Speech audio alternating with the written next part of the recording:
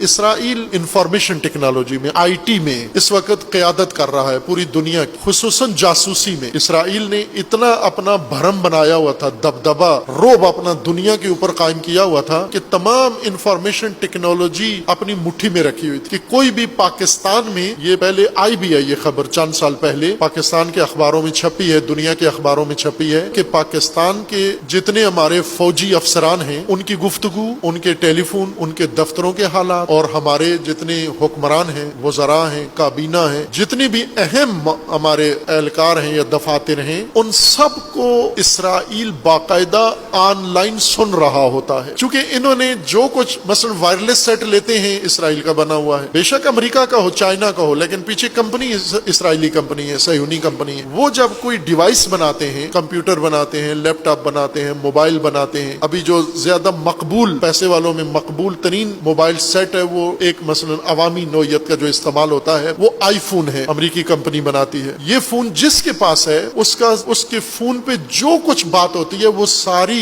Control room میں سنی جاتی ہے۔ اسرائیل نے یہ کنٹرول روم دبئی میں بنایا ہے، ابو ظہبی میں بنایا ہے۔ اسرائیل کا دارالخلافہ، انفارمیشن آئی ٹی دارالخلافہ، ٹیکنالوجی کا دارالخلافہ تل ابیب نہیں ہے، چونکہ اسے اس دن کا پتا تھا کہ ایک دن تل ابیب یا حزب اللہ کے راکٹوں کی زد میں آ جائے گا، یا ایران کے میزائلوں کی زد میں آ جائے گا، یا فلسطینیوں کے حملے کی زد میں آ جائے گا، اور یہاں جو کچھ ہم نے رکھا ہوگا وہ سب تباہ ہو جائے گا۔ اس لیے انہوں نے حفاظتی طور پر اپنے لیے ایک بیک اپ بنایا، اور جتنی ٹیکنالوجی تھی اور انفارمیشن والا سسٹم تھا وہ سارا ابو ظہبی اور دبئی کے اندر انہوں نے قائم کیا ہے۔ اس وقت یہ دو ریاستیں، متحدہ عرب امارات، مکمل یہ 7 ریاستیں، یہ اسرائیل کا دارالخلافہ ہے اصل میں، اور یہ پوری دنیا کو انفارمیشن ٹیکنالوجی کے ذریعے سے کنٹرول کرتے ہیں۔ چونکہ ان کے اندر اگر مشینیں ان کے بنی ہوئی نہیں ہیں، لیپ ٹاپ، سافٹ ویئر انہی کا بنا ہوا ہے، جو اس کے اندر سافٹ ویئر ہے استعمال ہوتے ہیں وہ سب انہی کے بنے ہوئے ہیں، واٹس ایپ انہی کا بنا ہوا ہے، اینڈرائڈ سسٹم انہی کا بنا ہوا ہے، جو کچھ یہ استعمال کرتے ہیں وہ سب ان کا بنا ہوا ہے۔ اور انہوں نے بنایا ایسا ہے کہ یہ گھر بیٹھے بیٹھے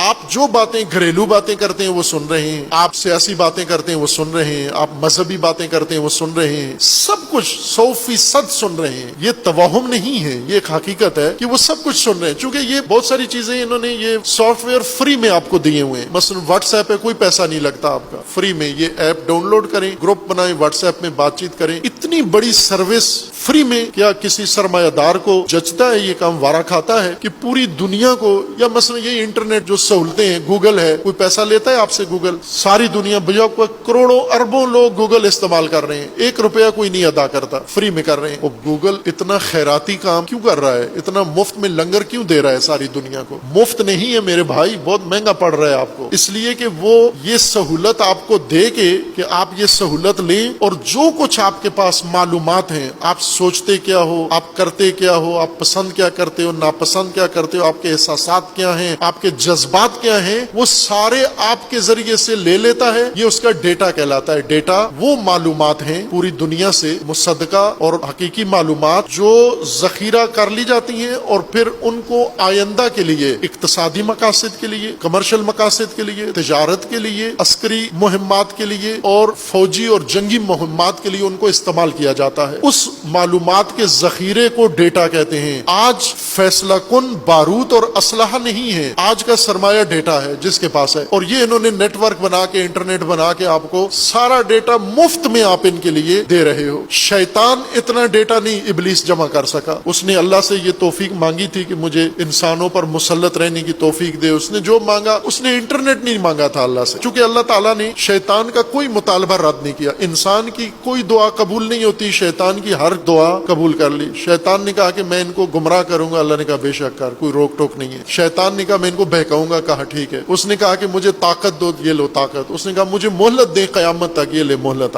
آپ بھی اللہ سے کہیں کہ خدایا مجھے قیامت تک زندہ رہنے دے، مجھے قیامت تک اتنی طاقت دے دے، مجھے قیامت تک اتنا علم دے دے، ایسی چیزیں دے دے، کوئی چیز نہیں مانی جائے گی انسان کی، اس کی مان لی گئی۔ یہ انٹرنیٹ نہیں بنا سکا، وہ یہ آج کے شیاطین نے بنایا، اور ہر کھوپڑی کو کرید کے۔ مثلا گھر میں ماں باپ کو پتہ نہیں کہ ان کے بچے کیا سوچتے ہیں، گوگل کو پتا ہے ان کے بچے کیا سوچتے ہیں۔ شوہر کو نہیں پتا اس کی بیوی کیا سوچتی ہے، دل میں اس کے کیا ہے۔ گوگل کو پتا ہے یہ بیوی کیا سوچتی ہے، واٹس ایپ کو پتا ہے اس بیوی کے دل و دماغ میں کیا گزر رہا ہے۔ اگر یہ شوہر واٹس ایپ سے رابطہ کرے کہ پلیز واٹس ایپ میری بیوی کی سوچ مجھے بتاؤ، تو وہ بتا دیں گے کہ یہ کیا سوچ رہی ہے۔ بیوی شوہر کے بارے میں، بھائی بھائی بہن کے بارے میں، بہن بھائی کے بارے میں، بچے والدین کے بارے میں، والدین بچوں کے بارے میں، یہ سارے مخلص جو ایک دوسرے کے بڑے مخلص ہیں، اگر گوگل سے پوچھیں یہ ایک دوسرے کے بارے میں کیا سوچتے ہیں، وہ کھول کے وہ قیامت والا منظر ہوگا، محشر والا، کہ یوم تبلی السرائر، جب سارے حقائق کھول کے سامنے آئیں گے، یوم یفر المر، ہر آدمی سے بھاگے گا۔ اگر گوگل یہ سارا کچا چھٹا کھول کے بتا دے کہ یہ کیا سوچتے ہیں ایک دوسرے کے بارے میں، تو یہ آج ہی بھاگیں گے ایک دوسرے سے۔ یہ مفت نہیں ہے، یہ بھاری اس کی قیمت آپ لوگ ادا کر رہے ہیں۔ اس لحاظ سے چونکہ آج کی یہ ٹیکنالوجی، یہ ڈیٹا، یہ دسترس